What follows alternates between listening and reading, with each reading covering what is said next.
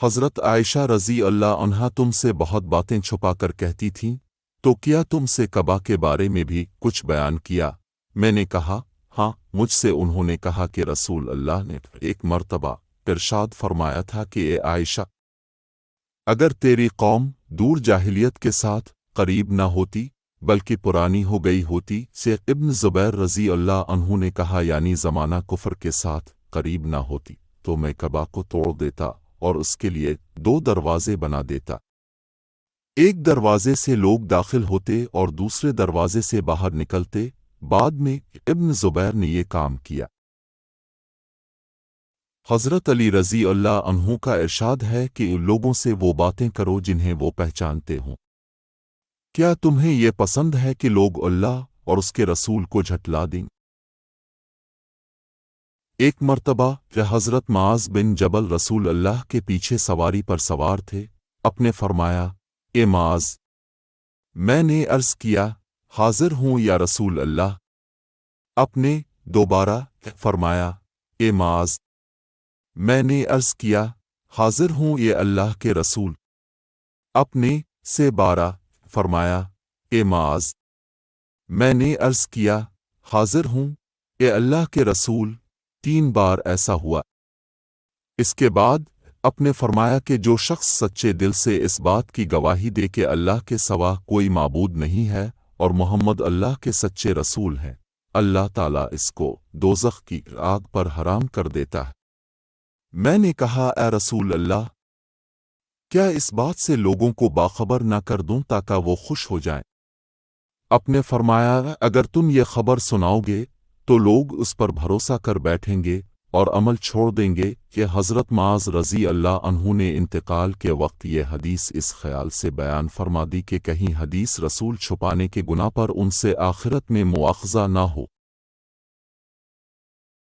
مجھ سے بیان کیا گیا کہ رسول کریم نے ایک روز معاذ رضی اللہ عنہ سے فرمایا کہ جو شخص اللہ سے اس کیفیت کے ساتھ ملاقات کرے کہ اس نے اللہ کے ساتھ کسی کو شریک نہ کیا ہو، وہ یقیناً جنت میں داخل ہوگا۔ معاذ بولے آ رسول اللہ، کیا میں اس بات کی لوگوں کو بشارت نہ سنا دوں؟ اپنے فرمایا نہیں، مجھے خوف ہے کہ لوگ اس پر بھروسہ کر بیٹھیں گے۔ سلیم نامی ایک عورت رسول کریم کی خدمت اقدس میں حاضر ہوئیں اور عرض کیا کہ اے رسول اللہ، اللہ تعالی حق بات بیان کرنے سے نہیں شرماتا، اس لیے میں پوچھتی ہوں کہ کیا احتلام سے عورت پر بھی غسل ضروری ہے؟ اپنے فرمایا کہ ہاں، جب عورت پانی دیکھ لے یعنی کپڑے وغیرہ پر منی کا اثر معلوم ہو۔ تو یہ سن کر حضرت سلمہ رضی اللہ عنہا نے شرم کی وجہ سے یہ اپنا چہرہ چھپا لیا اور کہا اے رسول اللہ، کیا عورت کو بھی احتلام ہوتا ہے؟ اپنے فرمایا ہاں، تیرے ہاتھ خاک آلود ہوں، پھر کیوں اس کا بچہ اس کی صورت کے مشابہ ہوتا ہے، یعنی یہی اس کے احتلام کا ثبوت ہے۔ درختوں میں سے ایک درخت ایسا ہے جس کے پتے کبھی نہیں جھڑتے اور اس کی مثال مسلمان جیسی ہے، مجھے بتلاؤ وہ کیا درخت ہے؟ تو لوگ جنگلی درختوں کی سوچ میں پڑ گئے اور میرے دل میں آیا کہ میں بتلا دوں کہ وہ کھجور کا پیڑ ہے۔ عبداللہ کہتے ہیں کہ پھر مجھے شرم آ گئی اور میں چپ ہی رہا۔ تب لوگوں نے عرض کیا رسول اللہ، آپ ہی خود اس کے بارے میں بتلائی۔ اپنے فرمایا وہ کھجور ہے۔ عبداللہ کہتے ہیں کہ میرے جی میں جو بات تھی وہ میں نے اپنے والد حضرت عمر رضی اللہ عنہ کو بتلائی۔ وہ کہنے لگے کہ اگر تو اس وقت کہہ دیتا تو میرے لیے ایسے قیمتی سرمایہ سے زیادہ محبوب ہوتا۔ میں ایسا شخص تھا جسے جریان مس کی شکایت تھی، تو میں نے اپنے شاگرد مقداد کو حکم دیا کہ وہ رسول اللہ سے دریافت کرے، تو انہوں نے اب سے اس بارے میں پوچھا۔ اپنے فرمایا کہ اس مرض میں غسل نہیں ہے، ہاں وضو فرض ہے۔ ایک مرتبہ ایک آدمی نے مسجد میں کھڑے ہو کر عرض کیا آ رسول اللہ، اب ہمیں کس جگہ سے احرام باندھنے کا حکم دیتے ہیں؟ تو رسول اللہ نے فرمایا مدینہ والے ذو الحلیفہ سے احرام باندھی اور اہل شام جحفہ سے اور نجد والے قرن منازل سے۔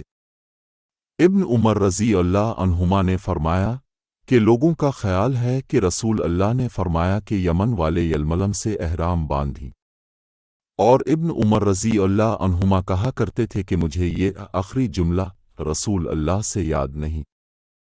ایک مرتبہ کیا ایک آدمی نے مسجد میں کھڑے ہو کر عرض کیا، آ رسول اللہ، اب ہمیں کس جگہ سے احرام باندھنے کا حکم دیتے ہیں؟ تو رسول اللہ نے فرمایا، مدینہ والے ذو الحلیفہ سے احرام باندھی، اور اہل شام جحفہ سے اور نجد والے قرن منازل سے۔ ابن عمر رضی اللہ عنہما نے فرمایا کہ لوگوں کا خیال ہے کہ رسول اللہ نے فرمایا کہ یمن والے یلملم سے احرام باندھی، اور ابن عمر رضی اللہ عنہما کہا کرتے تھے کہ مجھے یہ آخری جملہ رسول اللہ سے یاد نہیں۔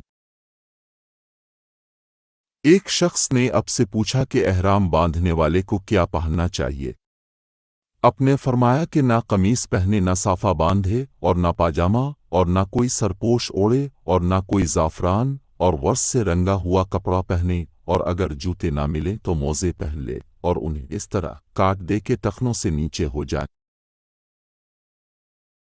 رسول اللہ نے فرمایا کہ جو شخص حدث کرے اس کی نماز قبول نہیں ہوتی جب تک کہ وہ دوبارہ وضو نہ کر لے۔ حضر موت کے ایک شخص نے پوچھا کہ حدث ہونا کیا ہے؟ اب نے فرمایا کہ پاخانہ کے مقام سے نکلنے والی آواز والی یا بے آواز والی ہوا۔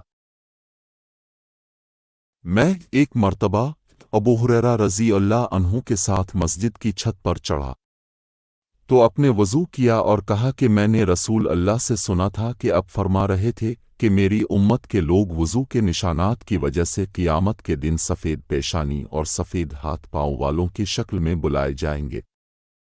تو تم میں سے جو کوئی اپنی چمک بڑھانا چاہتا ہے تو وہ بڑھا لے، یعنی وضو اچھی طرح کرے۔ انہوں نے رسول کریم سے شکایت کی کہ ایک شخص ہے جسے یہ خیال ہوتا ہے کہ نماز میں کوئی چیز یعنی ہوا نکلتی معلوم ہوئی ہے۔ اب نے فرمایا کہ نماز سے نہ پھرے نہ موڑے جب تک آواز نہ سنے بو نہ پائے۔ نبی کریم سوئے یہاں تک کہ اب خراٹے لینے لگے، پھر اپنے نماز پڑھی، اور کبھی راوی نے یوں کہا کہ اب لیٹ گئے، پھر خراٹے لینے لگے، پھر اب کھڑے ہوئے، اس کے بعد نماز پڑھی۔ پھر سفیان نے ہم سے دوسری مرتبہ یہی حدیث بیان کی عمروں سے، انہوں نے قریب سے، انہوں نے ابن عباس رضی اللہ عنہما سے نقل کیا کہ وہ کہتے تھے کہ ایک مرتبہ میں نے اپنی خالہ المومنین حضرت میمونہ کے گھر رات گزاری تو میں نے دیکھا کہ رسول اللہ رات کو اٹھے۔ جب تھوڑی رات باقی رہ گئی تو آپ نے اٹھ کر ایک لٹکے ہوئے مشکیزے سے ہلکا سا وضو کیا۔ عمرو اس کا ہلکا پن اور معمولی ہونا بیان کرتے تھے، اور آپ کھڑے ہو کر نماز پڑھنے لگے تو میں نے بھی اسی طرح وضو کیا جس طرح آپ نے کیا تھا، پھر آ کر آپ کے بائیں طرف کھڑا ہو گیا۔ اور کبھی سفیان نے انصارے کی بجائے این شمالے کا لفظ کہا، مطلب دونوں کا ایک ہی ہے، پھر اپنے مجھے پھیر لیا اور اپنی داہنی جانب کر لیا، پھر نماز پڑھی جس قدر اللہ کو منظور تھا، پھر آپ لیٹ گئے اور سو گئے حتیٰ کہ خراٹوں کی آواز آنے لگی۔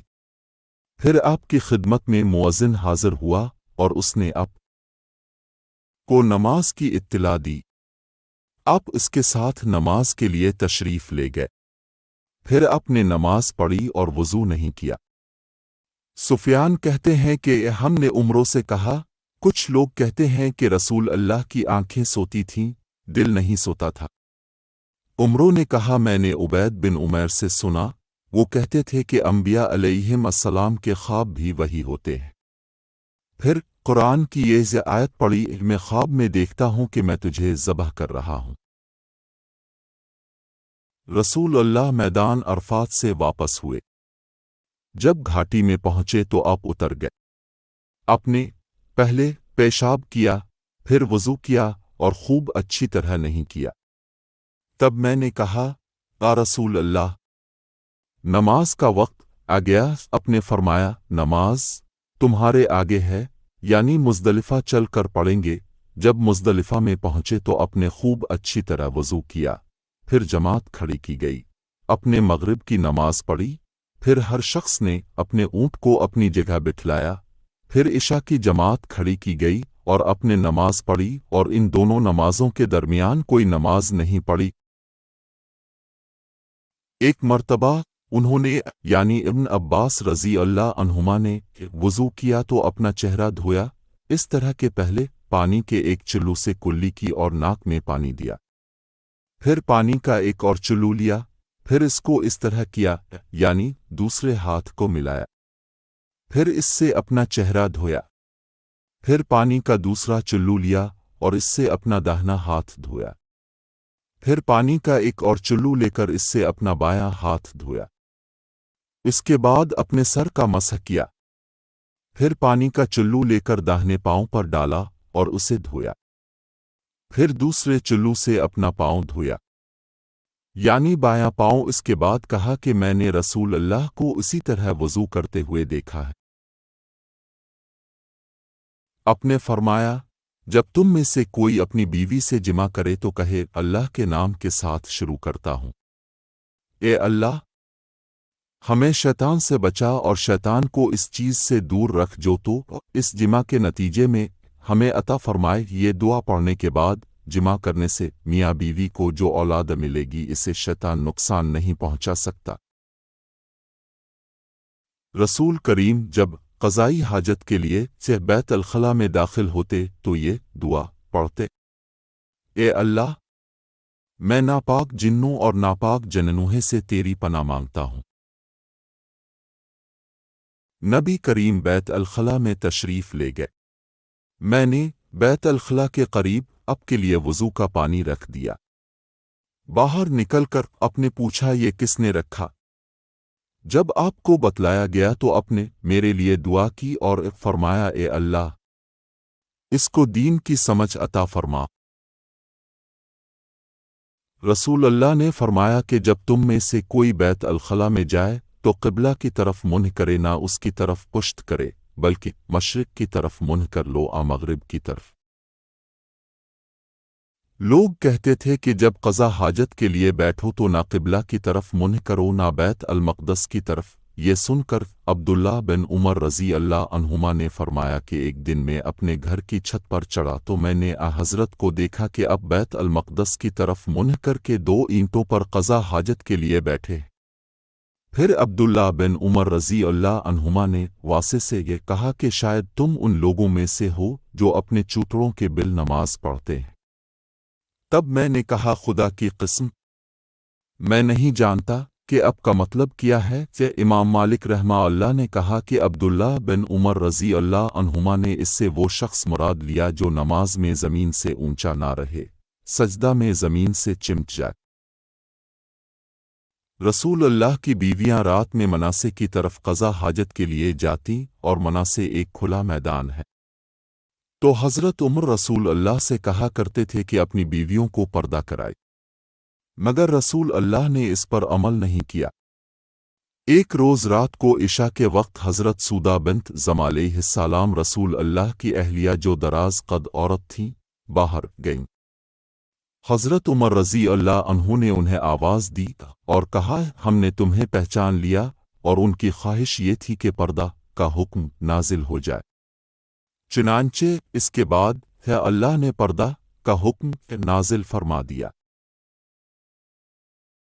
اپنی بیویوں سے فرمایا کہ تمہیں قضا حاجت کے لیے باہر نکلنے کی اجازت ہے۔ حشام کہتے ہیں کہ حاجت سے مراد پاخانے کے لیے باہر جانا ہے۔